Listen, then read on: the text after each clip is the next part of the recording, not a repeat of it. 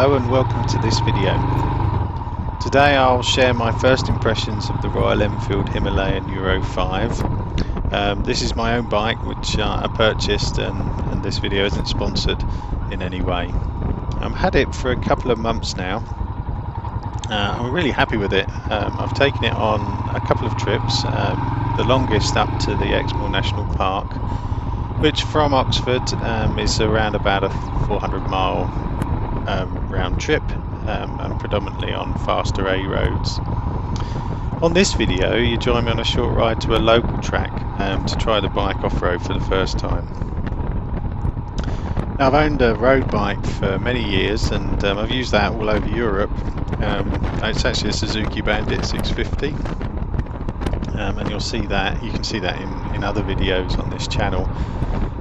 But I purchased Himalayan as a second dual-purpose bike to enable me to take trips that include larger sections of gravel roads and tracks. And it's really a case of horses for courses. If I take a trip where I'm predominantly on road, I will always use the Bandit. But any trip where I'm intentionally going to try some challenging off-road sections, I would take the Himalayan. On the road, the Himalayan's very well mannered. It isn't fast, but that said, it keeps up with traffic on the B and A roads here in the UK okay, and it cruises merrily along between 50 and 60 miles an hour. It will go faster, but to be honest, you start to feel like you're torturing the poor thing.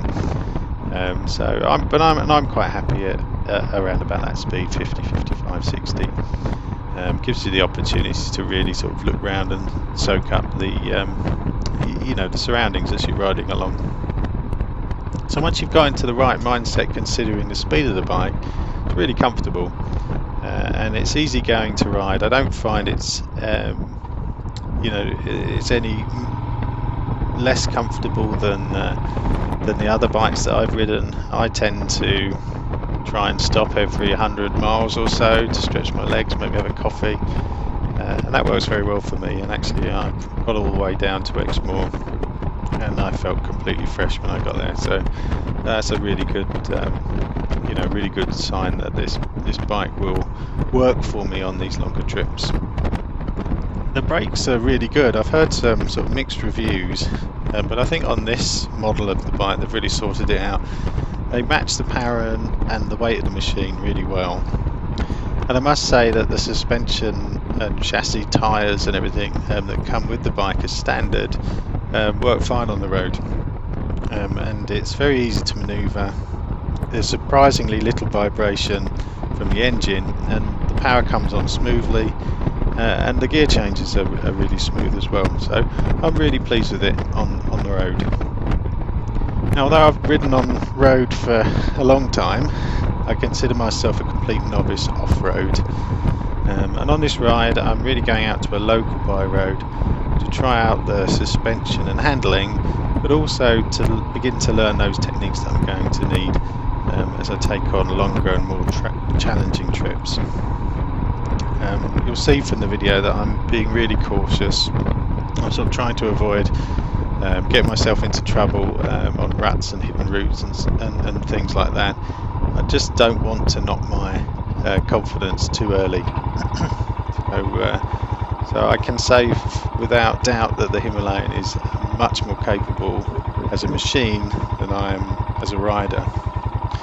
That said, I really enjoyed this short track. The suspension sort of soaks up the bumps and ruts easily, and the engine is fantastic. It's really forgiving and torquey, and it allows you to sort of tractor along at a fairly low speed, and that's really why I chose the Himalayan. I chose it because it's widely considered to be novice friendly, and I have to agree with that. I'm not disappointed at all. So far I'm really pleased with it, with the bike. There are so many reviews out there that go into it in much more detail.